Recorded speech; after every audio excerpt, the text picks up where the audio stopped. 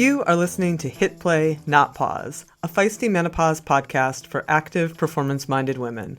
I am your host, Celine Yeager. Each week, I bring you advice from athletes, scientists, researchers, and other experts to help you feel and perform your best, no matter what your hormones are doing. This show is a production of Live Feisty Media. Hello, strong, feisty women. Welcome to Hit Play, Not Pause, the podcast where I will never, ever tell you to shrink yourself. So, many of us came up in our younger years with the message that you just can't be too thin, to the point where models were, smoking, taking drugs, and occasionally dying to be emaciated enough. And for many of us, sports were our refuge until they weren't. Because often, especially in endurance sports, we would get indoctrinated with this ethos that we always needed to be smaller and lighter to be faster, even when there was no real evidence to show that being smaller actually did make us faster. And that's something that I have certainly experienced over my athletic career, and has this week's guest, who walked a similar path as myself, 40-plus female trainer, Steph Gaudreau. And in this conversation, we just dig into all of it. How damaging those messages were, and in some cases still are. How thankfully we are seeing changes where female athletes are discovering that being well-fueled and strong yields even better performance and longevity in sport and life. Steph talks about how strength training can be a stepping stone to more unconditional acceptance of self, and that's a message that really landed with me, and I hope lands with you as well. And of course, we dig into the nuts and bolts of training and fueling for 40-plus and menopausal bodies, because that's Steph's main mission. As a certified sports nutritionist and personal trainer, weightlifting, and menopause coaching specialist, Steph helps athletic women over 40 fuel themselves better, get stronger, increase their energy, and perform better in the gym. She also has a podcast of her own I recommend checking out. It is called the Fuel Your Strength Podcast. I will put notes to all of that in the show notes, as well as to her website, stephgaudreau.com, where you can check her out for more information. All right. Before we get to it, give us a follow on Instagram and Facebook at Feisty Menopause. Come join our ever-growing private Hit Play Not Pause Facebook group, where we have about 34,000 women and counting. And if you like the show, please share it with a friend. It helps us continue to grow. Important announcement.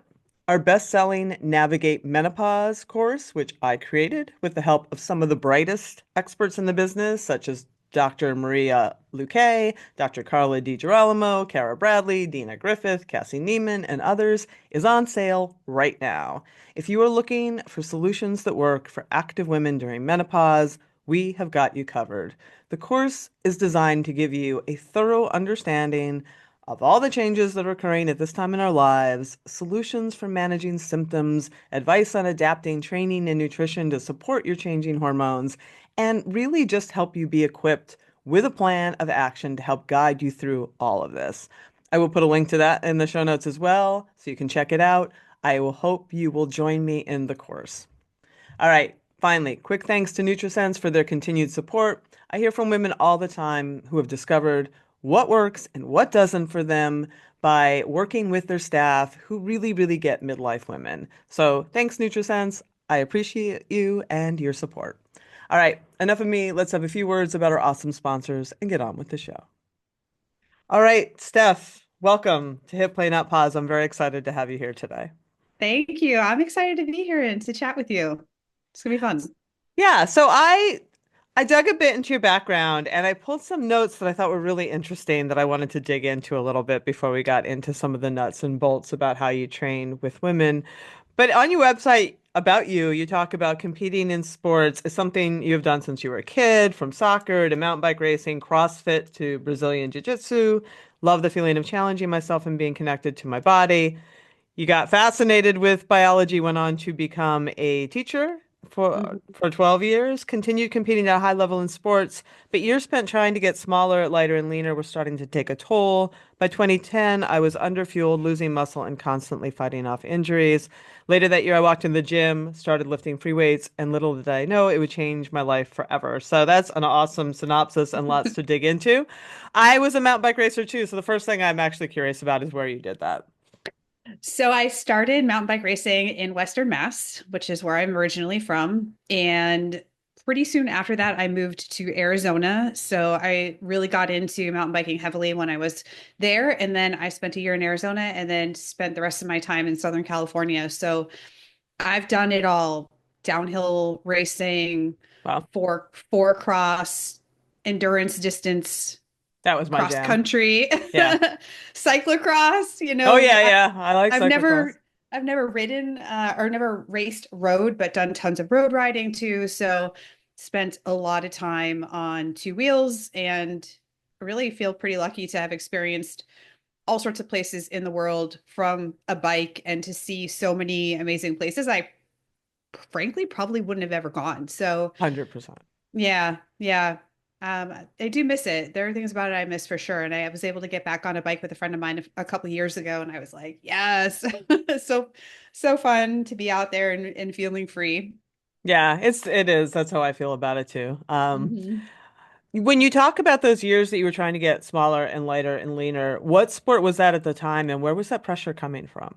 Yeah, so a lot of that was concurrent to mountain biking for Okay. sure. And a lot of the people that I raced with, I was kind of got to the semi-pro level. Hmm.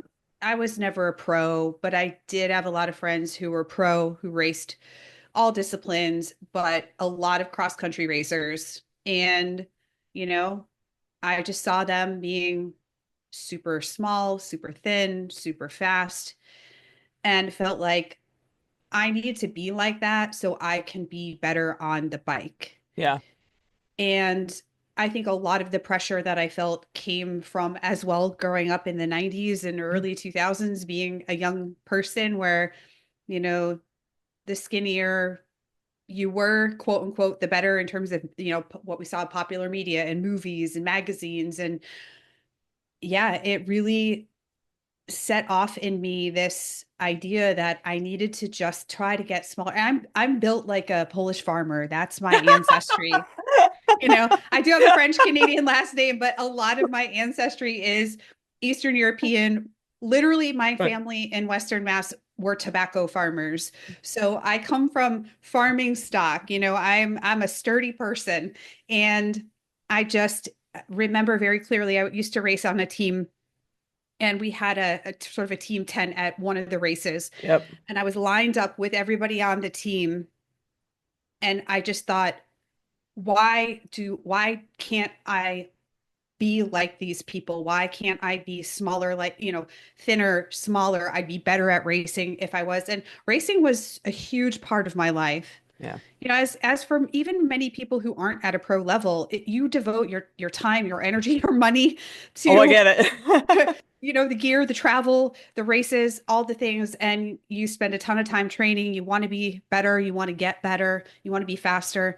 And that was kind of the confluence of all of those things. And at the time when things really came to a head, which is kind of 2010 season was ending. And so a lot of people say, well, mountain biking racing is seasonal. Well, we also then do things like race cyclocross. We, do our winter Yeah, training. totally. It's year round. Yeah, Maybe 2 weeks that you're off the bike. you can race or do events year round if you Yeah. if you really wanted to. And that's kind of where I was at. I was doing lots of endurance distance races. So like the Whiskey 50 Hmm. here in Arizona. I did an event in Orange County called Vision Quest, which is 56 miles off road. Did that twice. Was really training for super long events, 12-hour solo racing. Yep. And after that, those two seasons, then I did Xterra Triathlon, Oh, I did that too. We have such a right? similar path. Yeah. So again, didn't have any off season, went right into racing triathlons. And I got to the end of that summer and I was just burnt to a crisp. I was so tired. I would like I was, read in my bio there. I really was exhausted. And I started having recurring back pain that Mm. was so bad. I did this Vision Quest race for the second time, 5 miles in to a 56-mile race. I almost pulled the plug because my back hurt so Oh, bad. wow. And I had seen the best bike fitters and you name it. So my body was just not coping. And that was kind of a big wake up call. And that summer, I just kind of thought, I don't think I can keep doing this.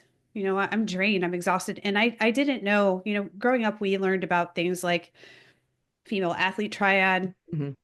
things like that. But as somebody who was on, at the time, hormonal birth control, I was like, I don't even know if I would have a cycle. This was in my early 30s, right? Yeah. So it just not having that critical discussion ever from a coach in my life, any sport ever done, about this is how we have to really focus on eating enough, fueling ourselves properly for these longer events, for the training that goes into it, was really never part of the conversation. No one ever talked about low energy availability REDS, because it wasn't actually a term at the time. We were kind of in this limbo land. And so I think a lot has changed, which is great. A lot of eyes are being opened to this idea that, yeah, we need to fuel properly. This doesn't just affect women in sport, but certainly we are very vulnerable. Athletes are very vulnerable to under eating, low energy availability, REDS, and so on. So, I I don't think I would ever say, oh, I wish, I'm glad it happened, but I am thankful that I went through that, because I had to learn, and it sent me on this trajectory to kind of figure out and learn from other people, hey, like what does the science say about this? How do we take steps to work toward it? When do we need to seek help? And to be able to even identify it in my clients, Yeah. or to say, hey, have you ever thought of this? Maybe you need to get this checked out, et cetera, et cetera. So it is, I feel fortunate to have gone through it so I can help other people along the way, and sort of figuring out where they go next and giving them some insight. But yeah, going through it wasn't great in hindsight. And I wish that the conversation had been different back then, but all we can do is change things in the present. Definitely, definitely. And I'm with you. I think the conversations are happening. Not that everybody is super healthy and there aren't still those issues, but it's much more spoken out in the open and there's a greater understanding for sure. What led you to get into the weight room at that time? Because at the time, strength and endurance were still antithetical in so many people's minds. So what led you at that time to go into a weight room? Yeah, you're 100% correct, and it still is in some ways. They're sort of seen as polar opposites, and not helpful to each other. But I was so tired from racing after that season of Xterra. A friend of mine who I knew through the bike racing world was visiting and said, "Hey, have you ever heard of this thing called CrossFit?" Hmm. And I was like, "Nope." And said, "Let's do a workout in your garage." Now, to be fair, there were no weights involved. This was just body weight stuff. And we did this quick workout in the garage, just maybe 15 minutes. And I thought, wow, that hurt so bad, but it was over so fast. And compared to the 12-hour racing and 50-mile races I was doing, it felt like, wow, that was still a suffer fest, but it was over really quickly. That was kind of appealing to me, the idea that I could sort of have that feeling of something being really challenging, but it was condensed into such a small time frame. It made me really curious. So I went to the local CrossFit gym, and thankfully, CrossFit at the time was very new. Yeah. Um, this was 2010, Yeah. and the gym that I went to is still around. The guy who owns it still owns it, and he was really into the strength aspect of training as well. And I had never squatted with a, a regular barbell. I had never learned how to deadlift. I didn't know how to do power cleans, none of that stuff. So, along the way, I sort of dabbled in things here or there, but nothing nothing enough to learn how to do these things. And so that was really my first exposure to strength training. And it was one of the first times I felt in a very long time that I could just focus on getting stronger and not have to worry about how small I was for racing. Yeah. And I actually did the two for a little while. I did the two concurrently for I have pictures of a like my wicked bike tan and sort of my old school, like we used to wear knee socks to deadlift and CrossFit and all this stuff. But I had my really severe bike tan, and I was the only one in there that looked like that. And I did that for a while too. At the same time, I also got involved with CrossFit Endurance, which at the time, Hmm. that was pretty I wrote about like, it way back in the yeah, day. Yeah, yeah. for That's Runner's not, World, I think. Yeah. and that's eventually how I ended up meeting my husband. So I'm glad that that all happened. But it was really the meshing of the two, and I did the 50-mile race again, and I was way faster. I cut an hour off my time, and I thought, Oh, and I what have was we bigger. learned? I was Yep. bigger. I was more muscular, and I was way stronger. And, trying to keep all of that up while also doing triathlons and stuff on top of it, eventually I just decided I'm gonna see what this lifting thing has to offer for me, and kind of stuck with that. But it was really I know probably sounds silly to people who maybe have done strength training for a long time, or they've not struggled with things like their body perception or body satisfaction or dissatisfaction, body image, or being in a sport where there's a premium placed on things, on your body being much smaller. And at the time, it was just so eye-opening that I could relax and I could see, wow, what could I do? I never thought I could do this deadlift or whatever it was. And I just thought, well, if I can do that, what else could I do? And it was really just kind of very freeing. It kind of opened up some stepping stones. And I'll say too, I think there's a little bit of a trap that people can fall into when they sort of go into strength training from feeling like I did. I was in a sport where, I mean, you name it, and things are changing, but gymnastics or rowing or something like, or rock climbing, where to be smaller is seen as better. There is a tendency sometimes when people switch to strength training to put self-worth and sort of value in how much now you can lift versus what your size.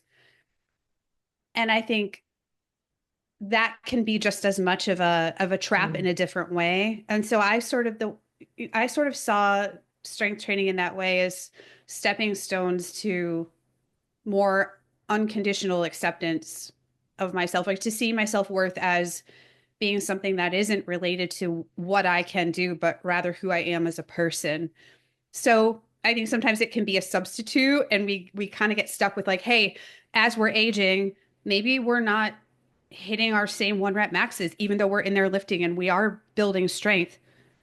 Or maybe we had an injury and we can't lift anymore, or we can't train anymore for a little while, or training looks different.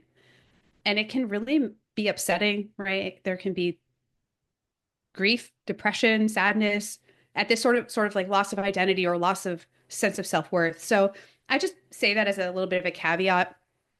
Definitely switching one for the other is, self-worth in terms of, okay, I'm small enough and I finally reached this body that's prized in bike racing. Okay, I made it, now I'm worthy.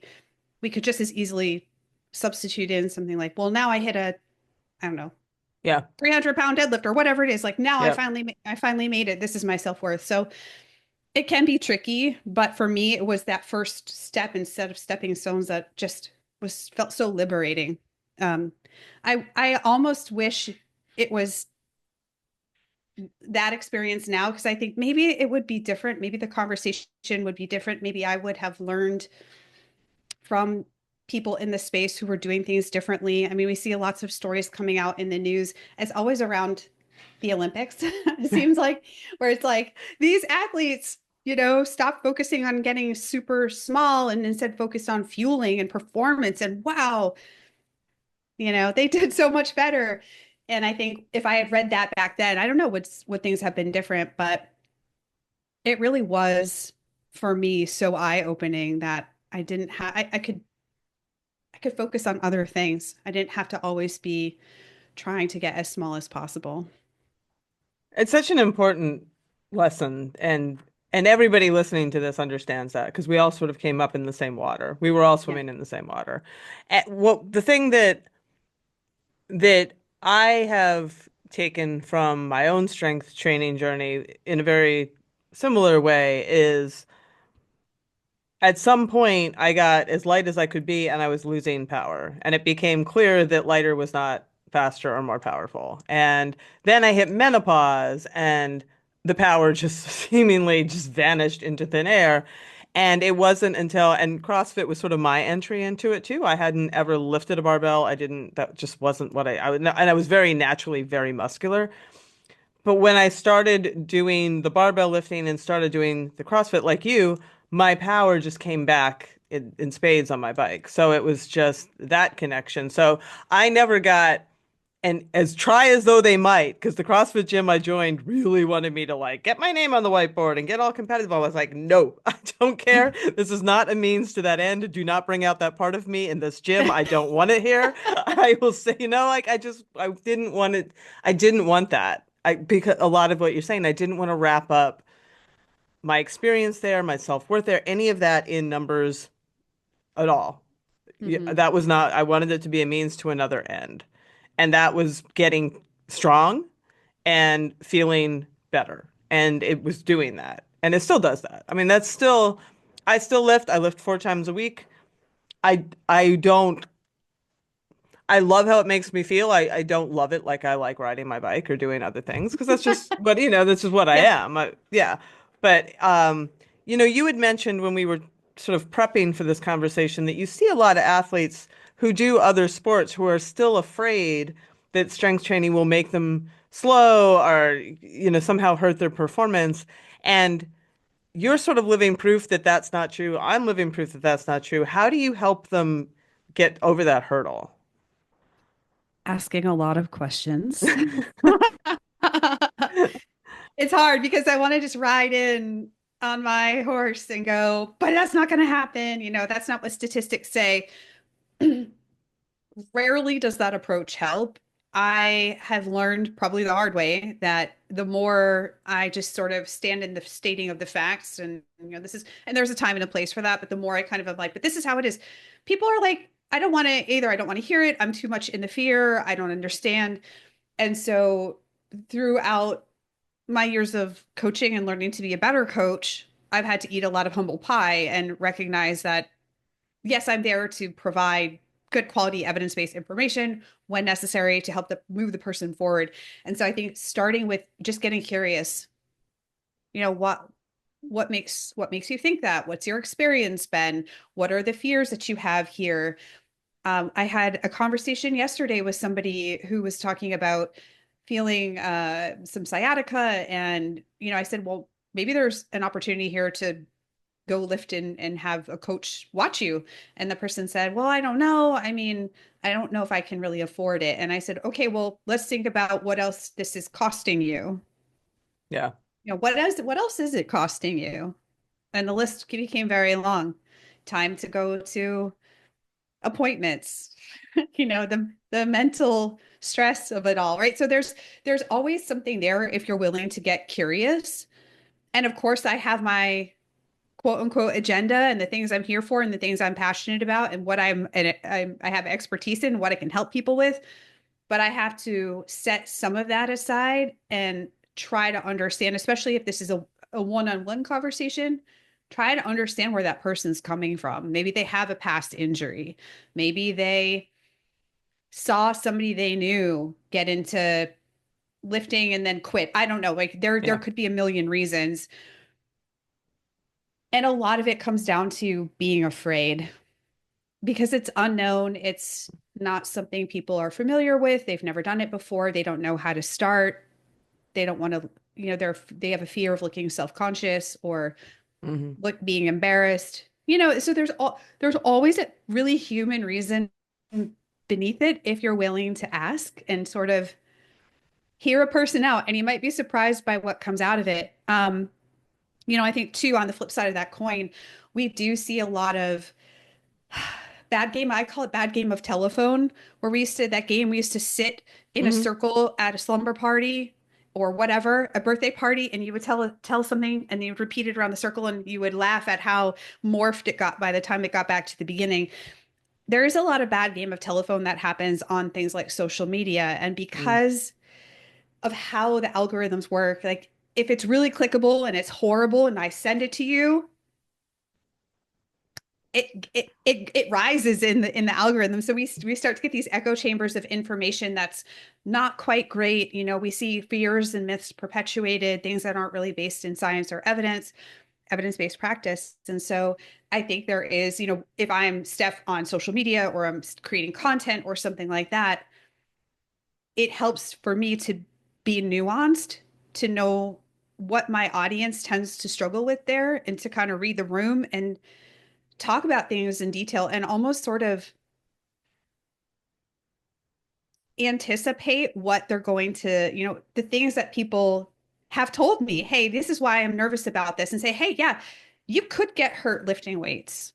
In Hmm. fact, you can get hurt in the weight room just like you can get hurt anywhere else. And I think the worst thing that's happened to me in the weight room is that I broke my finger putting a barbell away. That was like one of the worst freak things that happened. I split my fingernail wide open and all this stuff. You know, I've hurt my back. Like these these things can happen, but we have to also sort of think about what is the flip side to that. So sometimes I'll say, yeah, injuries can happen and they probably will, especially if you're an athlete, especially in your sport, right? You and I have spent a lot of time in a sport where injury risk and I've hit the ground unpredictability many is, times. I have broken yeah, bones. we've Yes. tested gravity a lot, right? We Yes. tested gravity and if it works. And so it's almost like acknowledging and saying, yes, this can and likely will happen. You will likely will get an injury if you're an athlete and you're doing your sport, and you can get hurt in the weight room too. But thinking about it this way, you know, which one has more predictability? You have more control over what happens in the weight room for the most part. Yeah. And so you sort of you have to acknowledge it. You know, I think that's my personal approach. For me to say, no, you won't get hurt in the weight room. There's always going to be somebody that has a story that says, yeah, well, actually, no, I did. And so Yeah. the more you can kind of address that and then sort of help people to understand, hey, you know what, if you are an athlete in another sport, chances are if you work in a really smart progressive overload strength training program, what's going to happen is you have more resilience against injury in your sport. You know, you probably will spend less time sitting injured on the sidelines, you know, those sorts of things. And that's really appealing to people. I know you were saying just now, you know, strength training isn't really like your favorite thing necessarily, but why do you strength train is so you can be better and have more fun on the bike. So the Yeah. more I can relate that to people, even in Brazilian Jiu-Jitsu, right? Um, this is a it's a contact sport and things do happen. And I see my peers in their mid 40s, 50s who are still in the sport.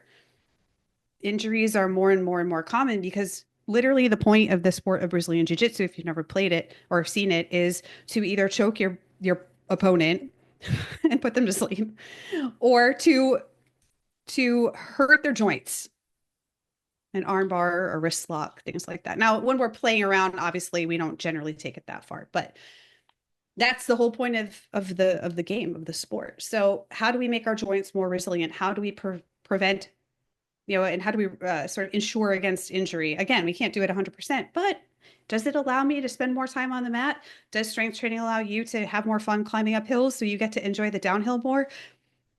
Probably. And so I think learning from a content creator point of view, learning how I sort of speak to my audience to really get at the heart of what they value.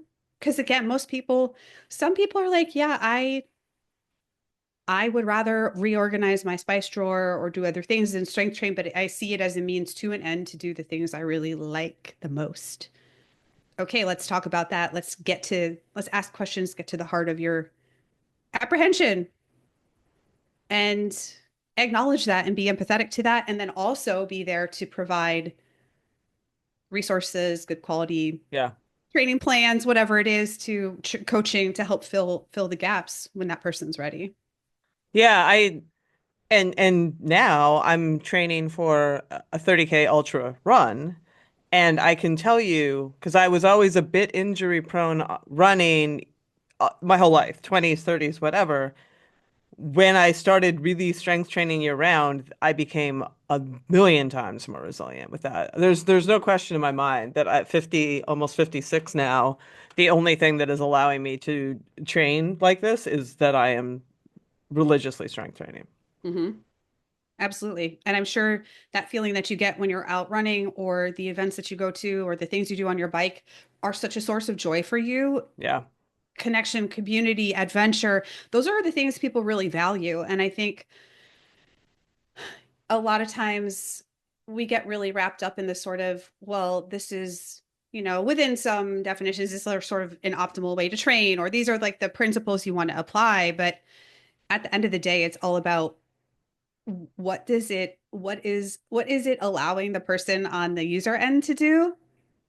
That could be feeling a sense of self-efficacy, that could be caring for their mental health, that could be running races, whatever it is, but you have to sort of get curious about what that is and see how you can make that connection, because I Yeah. guarantee you there are a lot of people who are like, strength training is not my favorite thing to do, and that's fine, but it does serve a purpose. Yeah. Oh, 100%. I agree with that. Yeah. I'm on my soapbox 24/7 about resistance training. It's like if you do nothing else, you've got to do this. You Yes. had mentioned also in preparation for this conversation that I thought was interesting that some of the women you see, a lot of women over 40 struggling to sort of put those pieces together on their own, and that they might end up training with weights, though they're not necessarily training for strength. What did you mean Yeah. by that? Yeah, this one is one of those where you sort of have to tease apart the words a little bit, or sort of give some background. So there are many different ways to train with weights, right? We know we have things like a typical sort of Metcon CrossFit workout where we're going to lift some lighter weights. We're going to try to go as fast as possible. The main goal of a lot of that is to get some kind of cardiovascular response adaptation. So we can do that. We could do circuit training at a lower intensity where we're still trying to sort of work with our heart rate, change things there. We can do on one extreme powerlifting where we're trying to just max out we're trained to max out our squat, our bench press, our deadlift. We could do Olympic lifting where we're trying to be super powerful and fast. We could train for aesthetics slash hypertrophy where we're really just trying to create, these different muscles, the muscles to look a certain way and like really grow certain parts of how we look. So there are multiple different ways that you can train with weights, but not every sort of um, repetition range slash effort range is going to help us to work force development. So when I say strength, and a lot of sometimes I will even use strength training as kind of a bucket to Hmm. put things like strength development or max force development and hypertrophy or muscle building in that bucket, so people can kind of, because that's kind of a mouthful, right? Yeah. When I say strength specifically, I mean we need to get our muscle fibers to, with the coordination of our brain, to contract as maximally as possible. Yep. Now, people will think, oh my gosh, that means I'm going to put 800 pounds on the bar and my eyes are going to be bugging out of my head and it's scary, it's unsafe. I can't do that. And of course, we can understand why that is if we don't kind of break it down. So, all we're going to encourage people to do here is to lift somewhere between, I would say, 2 to 5 reps per set, although that can vary. Sure, you could go for a 1 rep max. Nobody's saying you should 1 rep max every day. If they do, they're being a silly sausage, as my husband would say. He's from Scotland. So there'd be a silly sausage because that doesn't sound very smart. But generally, 2 to 5 reps, maybe 2 to 6.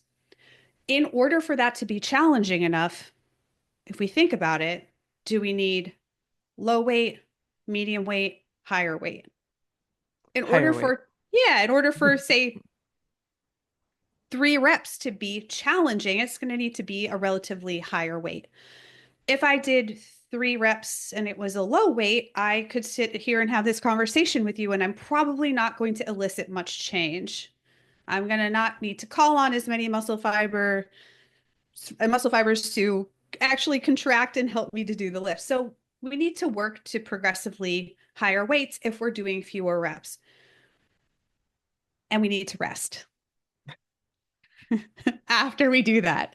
Because if we're doing something like a set of three, we're relying a lot on ATP as our energy system, our ATP energy system to actually make that contraction happen. And a very simple way of explaining that is that ATP needs to be regenerated or recharged, much like your cell phone battery. You're going to need to recharge it at some point. And so we need a few minutes, 2, 3, 4 minutes ish, depending on how hard the effort was, to actually get that to be ready to get the muscles to contract again.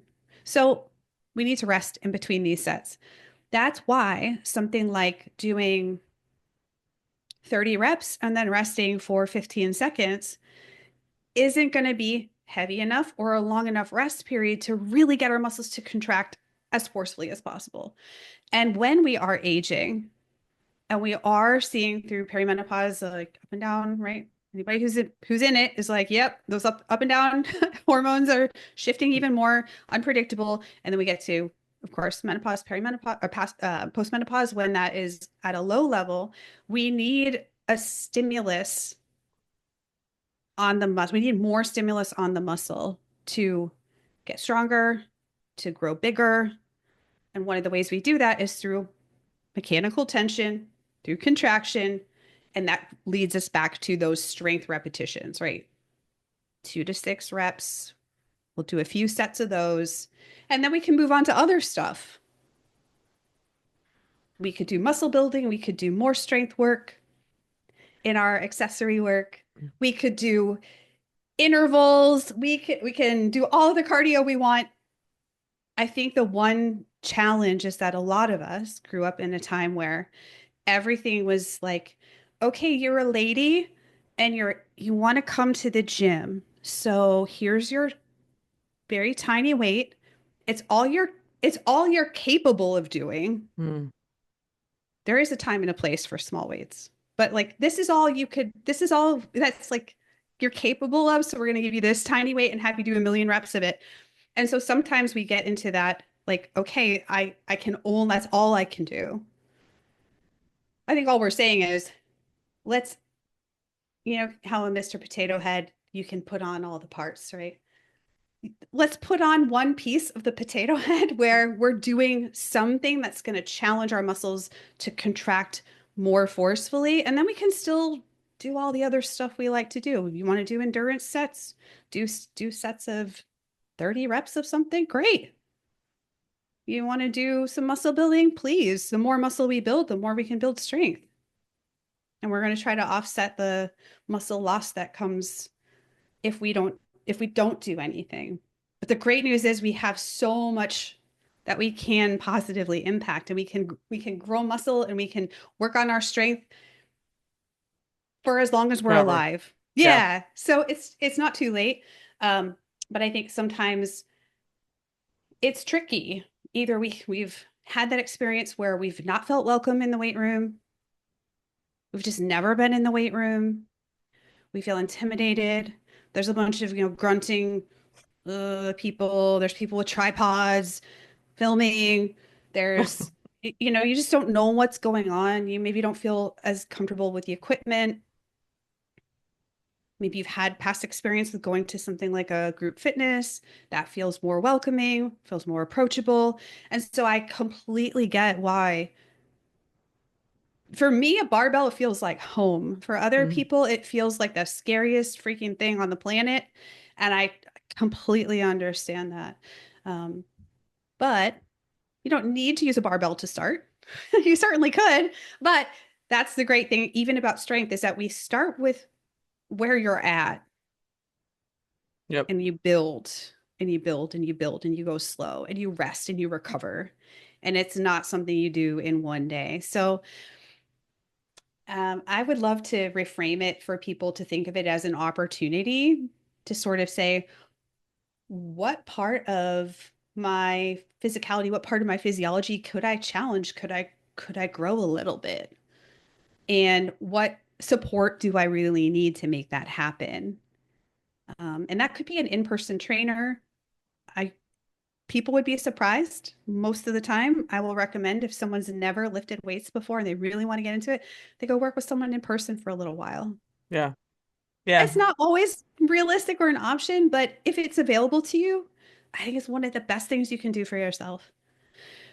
Get on a program, something with just some guidance so you're not having to use all of your brain space that you're like, oh my gosh, I forgot it's meal prep day and I'm supposed to go shopping and did I pay the water bill and what's going on with taking care of so and so in the family. We have so many responsibilities, and worrying about what your strength training is going to be or how to put the pieces together, it's like let somebody else check those boxes for you.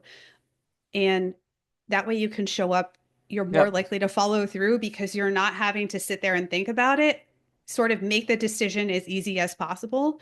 And there are tons of options, right? There's DIY programs that are written for a general audience. You could get personal training. You could, yeah, have somebody write you a program. There's all sorts of great options. You just sort of finding what works best for you. But yeah, strength training, like let's get in there and challenge those muscles.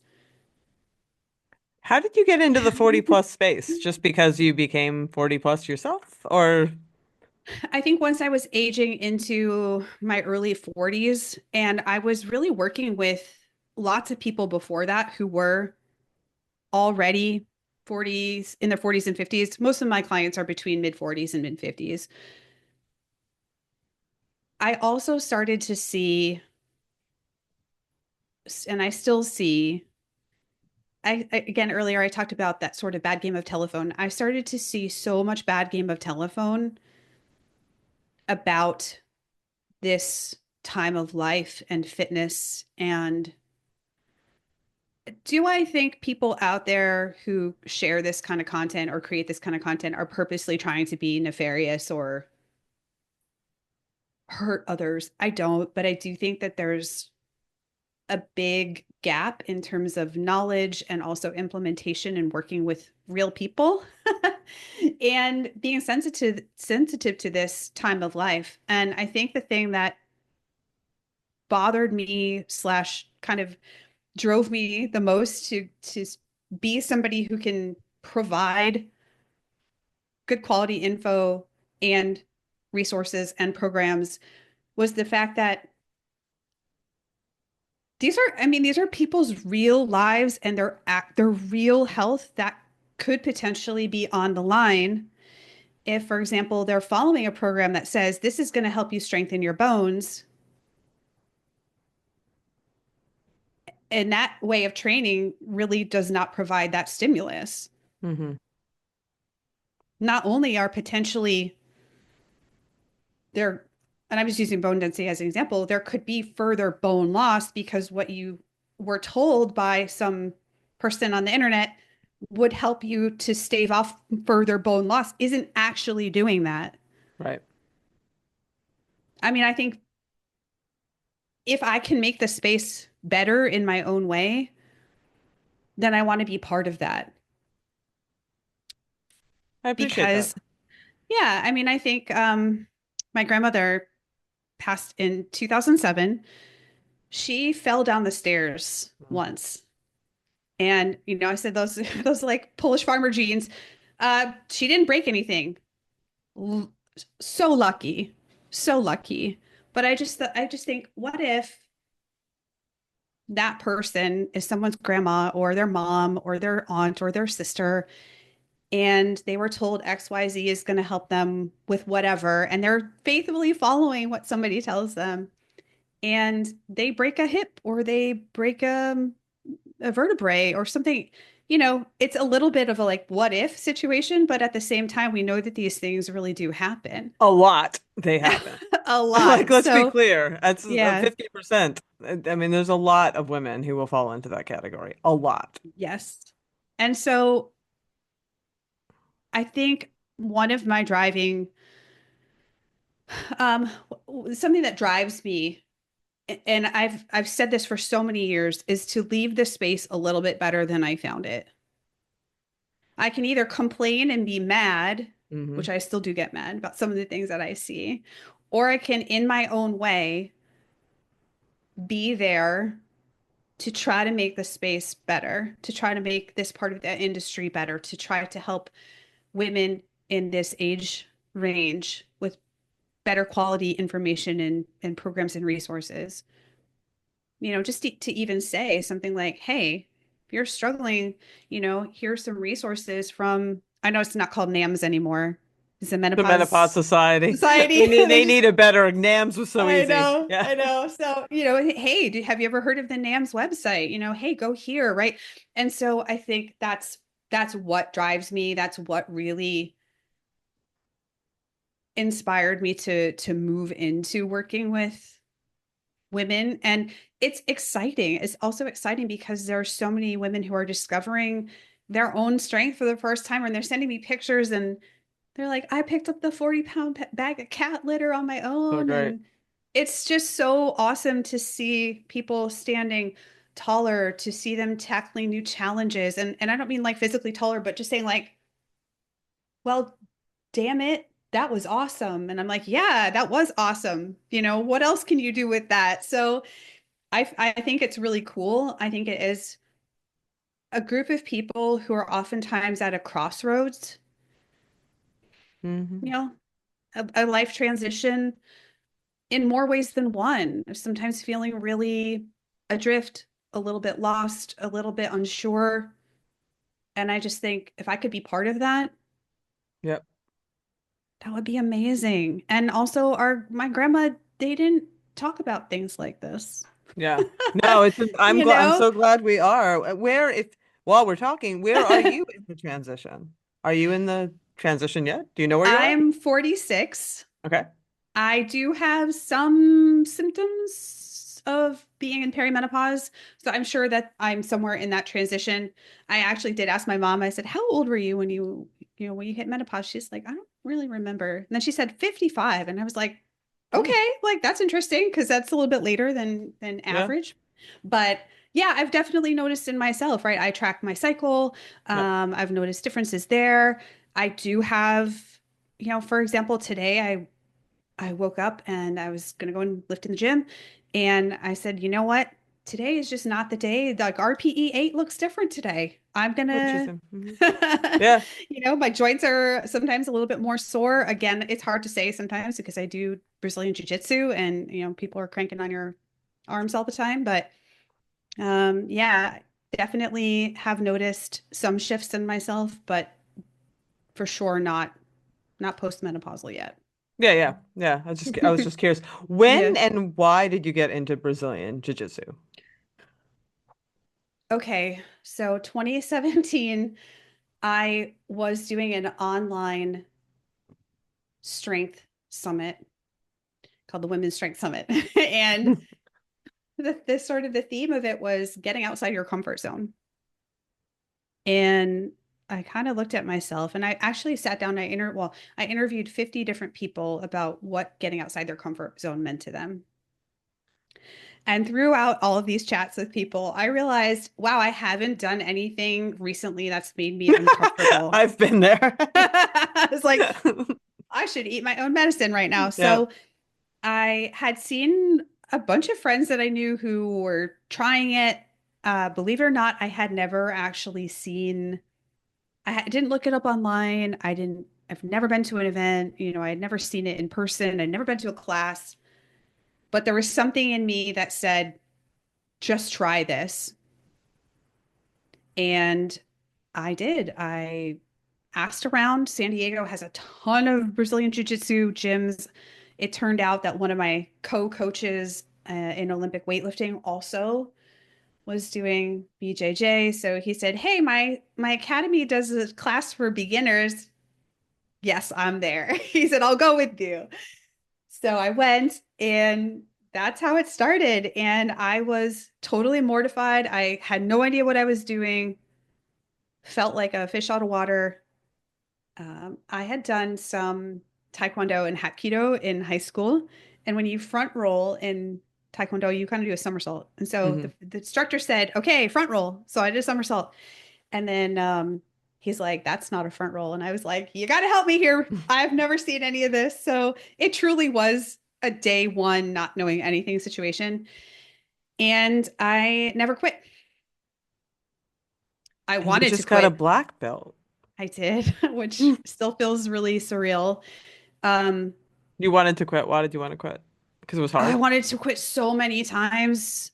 Celine, it's Brazilian Jiu-Jitsu for me personally was such a steep learning curve. I had only really, for so long, had only ever done sports where I moved in the sagittal plane, Yeah. front to back, you know. And for the first time in a very long time, I found myself most of the time on the ground, moving around, having to move my body in very unpredictable ways. The strategy, the learning of it, there's Brazilian Jiu-Jitsu is like playing chess with another human. And there are so many possibilities and combinations, which is part of the cool part once you sort of know the basics. But I had the blue belt blues for sure. I wanted to quit. And one of my mentors said to me, as recently as this summer, because this summer I was like, I don't know, man. I just like I'm really feeling pretty beat down and really just not like I'm progressing very well. I competed for the first time in since white belt, so that was 7 years of not competing, which I intentionally went into BJJ thinking I am not going to make this another competitive sport. I just want to enjoy it. So when you said that earlier about CrossFit, that really resonated with me. And I didn't. I did one competition when I was a white belt in our gym, little in-house competition, and I didn't compete until brown belt, which for if for anybody that's lacking context, that's 7 years and a world of difference in terms of ability level in technique and stuff. And so I actually competed at Worlds, at Master Worlds, Wow. this summer and was absolutely scared out of my brain. But I went out there and I did it, and can't say that I'll be competing again anytime soon. I'm more of on a teaching track. But this summer I wanted to. I was like, oh, feeling so beat up by training and stuff. And I was talking to my mentor, and he said, "Don't quit on your worst day. Mm-hmm. You're Mm-hmm. gonna Great quit advice. quit on your Great best advice. day, Yeah. not your worst day." And I just Yeah. thought, That's great advice. okay. So, it was tough. It was tough camp to prepare to train for that caliber of competition. I got my butt kicked in the first round. I lost. But hey, it's all part of the process, Mm-hmm. and I am glad that I did it. But when they gave me my black belt, everyone knew except for me, and so it was a very amazing moment because at least I spent this entire 8 years basically thinking about one day I'll get here.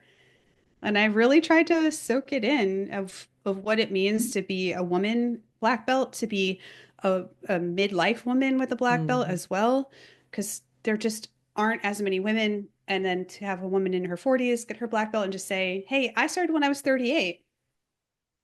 There's a guy that trains with us who's 73. I mean, come on. Like, you want to do something, it's never too late. So I think it's cool that I didn't quit.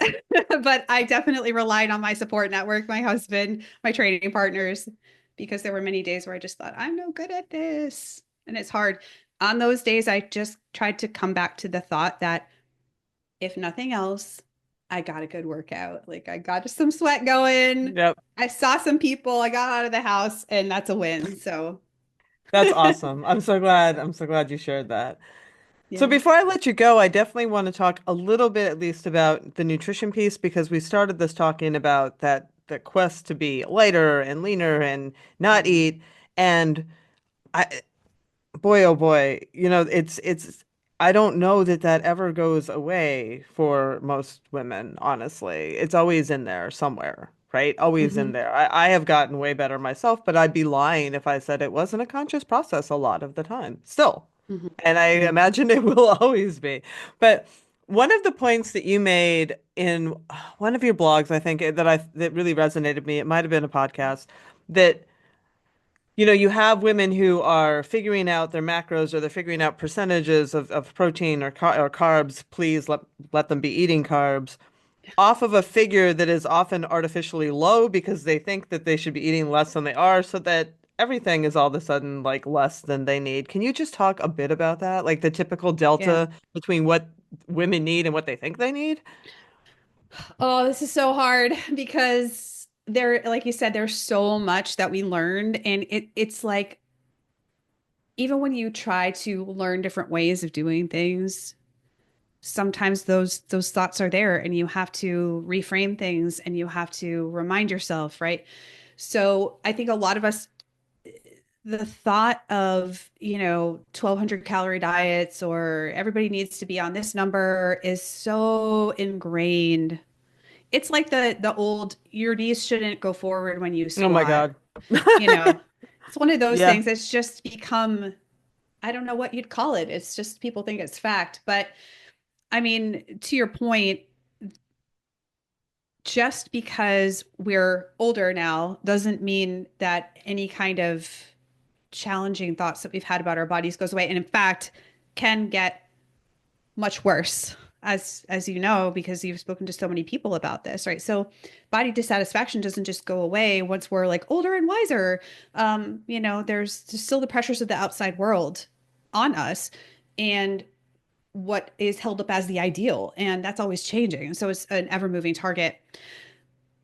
One of the things that sometimes folks will do is they'll look for, I don't know, whatever percentage split they see online or something. So just as take, for example, 40, 30, 30. Yep. We see very commonly, right? So 40% carbohydrates, 30% protein, 30% fat as sort of a quote unquote, like a fairly middle of the road sort of macro split. Yeah. And all macros are, I need people to understand this. Macros are just saying how you would partition your calories into three different buckets. So we grew up in a time in an age of calorie counting, right? Where it's like all about like fat free snack wells and, like all of this stuff, where everything was very much about calorie counting and old Weight Watchers. And I know they do different things now, but Points. Yep. yeah, so it was all very much only about sort of this is just the amount of caloric energy that you should be eating in a day or that you need in a day. And then we sort of started talking about macros, which is a lot more useful for a lot more people, especially if you're an athletic person. Especially, for example, endurance athletes tend to need to push toward more carbohydrates and have to trim from the other two buckets, right? Because you have so much energy output that you're experiencing from your training and your sport. So macros can be incredibly helpful because they help people to prioritize, for example, protein as something that we really need enough of when we're getting older, because we have this thing called anabolic resistance, which just means it's harder to build muscle. Um, we can train, we can eat enough protein that goes a long, long, long, long way. But, you know, historically, what we see is that protein recommendations can be quite low. So partitioning say like, hey, I'm going to have a rough idea of how much protein energy I need to eat. And then for a lot of people, especially if they're more recreational, they can kind of be a little more loosey-goosey with the other two. If you're an endurance athlete, you probably have to be more thoughtful about making sure you get enough in the carbohydrate bucket, much to your point. We love our carbs. They give us energy.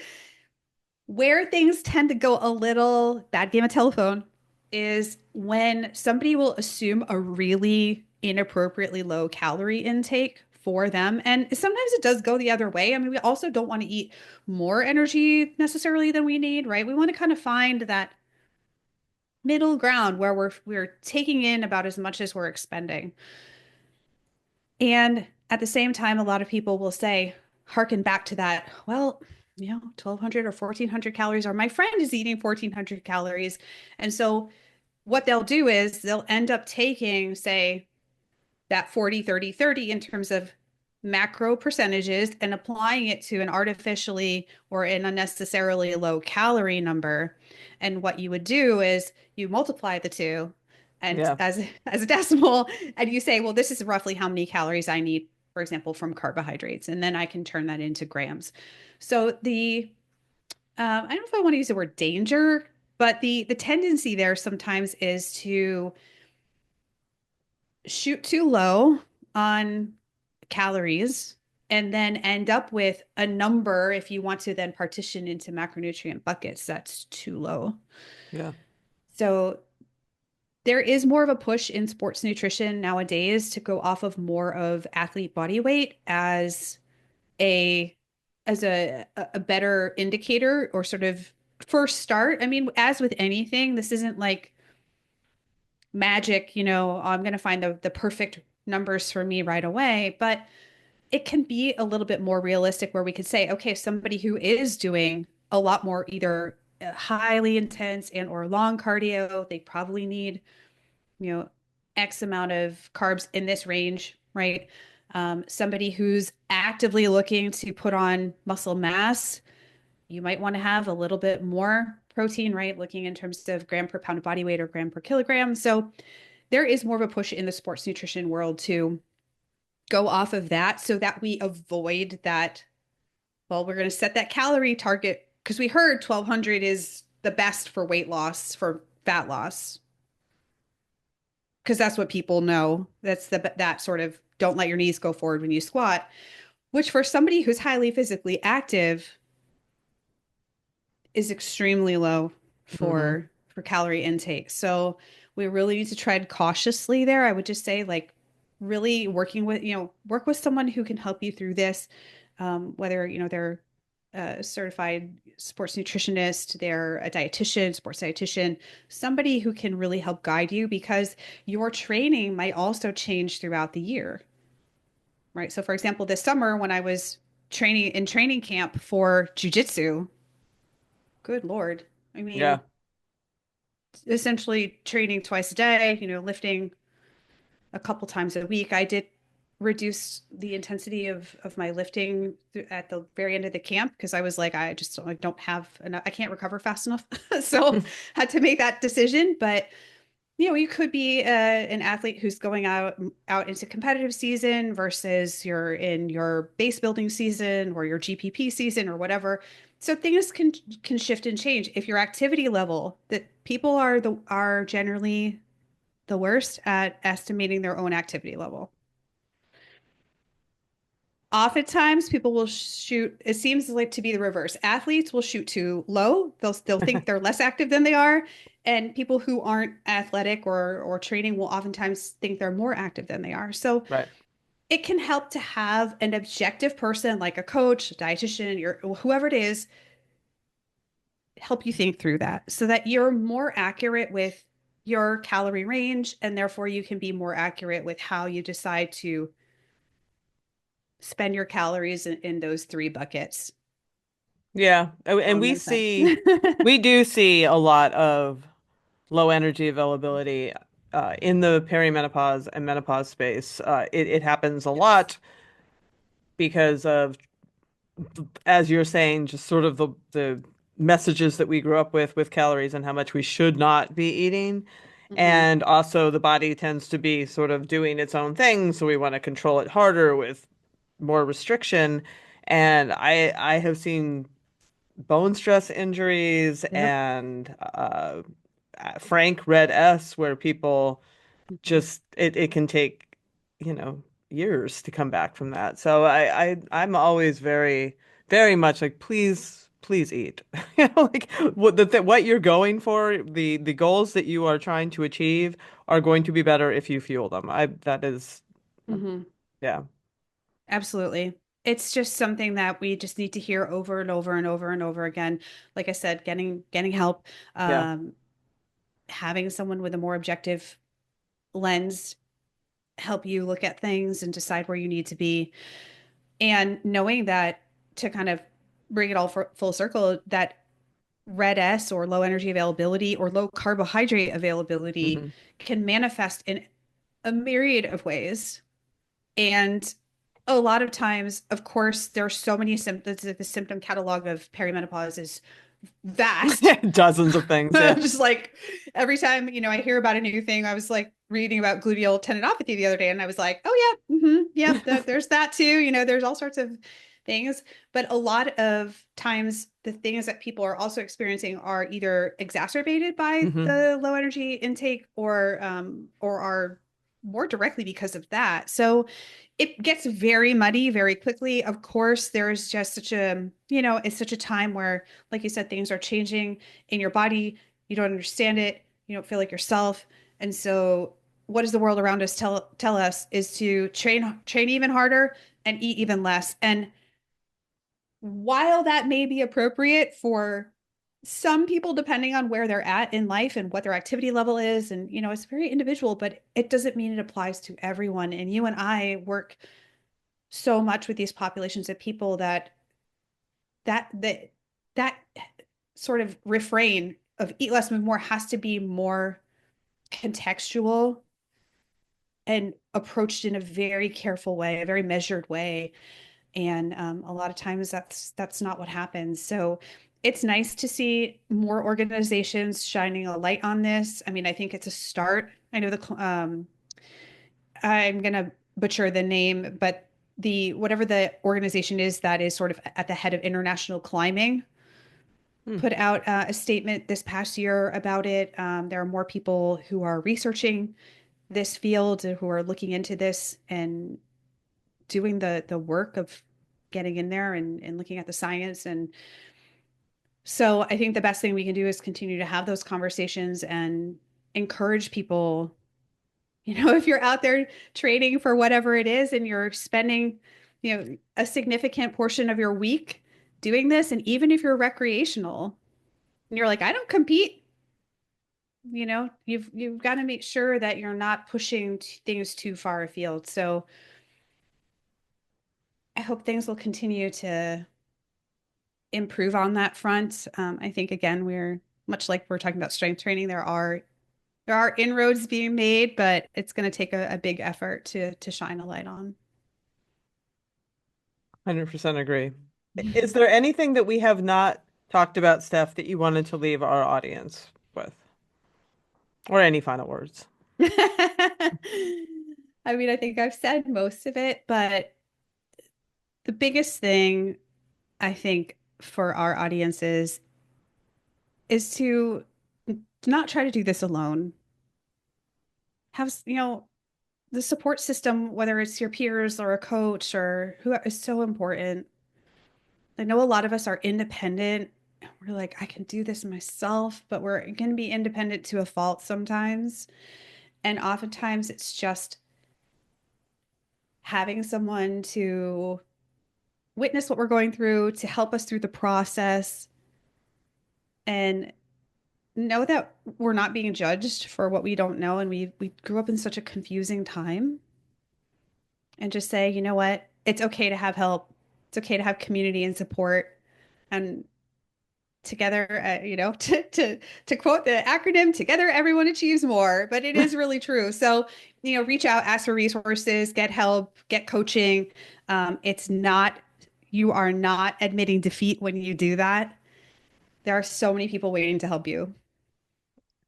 That is so true. And I am a coach myself, and I am always coached. I have a coach right now to help me with this ultra running goal, and it is just the best gift I can give myself. I'm not Yeah. second guessing myself. I've got this great workout. I have the support. I have someone to bounce how I'm feeling off of, and you're 100% worth it. It makes all the difference in the world to invest in yourself that way. And Totally. I appreciate the work that you do and helping women in this demographic get strong because that's what we're all about. So thank you for sharing yourself with us today.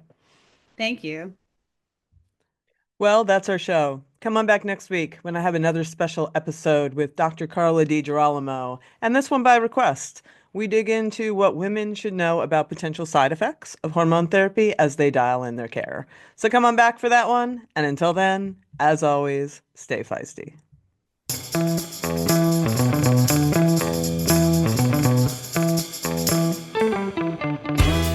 You've been listening to Hit Play, Not Pause, a feisty menopause podcast for active, performance-minded women. I'm your host, Celine Yeager. The show is edited and produced by the strong, talented, and amazing women at Live Feisty Media.